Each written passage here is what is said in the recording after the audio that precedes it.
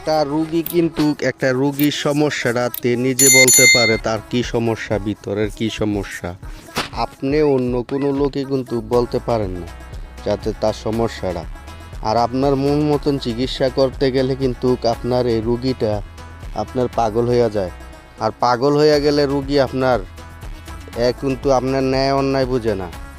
ন্যায় অন্যায় না বুঝলে কিন্তু কি হয় পরিণতি আপনারা সবাই কম বেশি জানেন। তার মাঝে আপনাদের কিন্তু আমি যেই কথাটা আপনাদেরকে বুঝাইতে যাচ্ছিলাম আপনারা আশা করি সেই কথাটা আপনারা বুঝতে পারছেন। আপনি মন মতন চিকিৎসা করতে যাবেন না, রুগীর যে সমস্যা রুগীর থেকে জিজ্ঞাসা করবেন রুগীর কি সমস্যা, এই অনুযায়ী আপনি চিকিৎসা করবেন। আর যদি আপনি নিজের মন মতন চিকিৎসা করতে যান তাহলে কিন্তু আপনার দেশের মানুষ কি হবে, পাগল হয়ে যাবে। আর পাগল হইলে তো আপনি জানেন ওই বালা কইরা, পাগল হইলে পাগলের ন্যায় অন্যায় বুঝে না, তাইলে তো আপনার দেশের সমস্যা হয়ে যায়।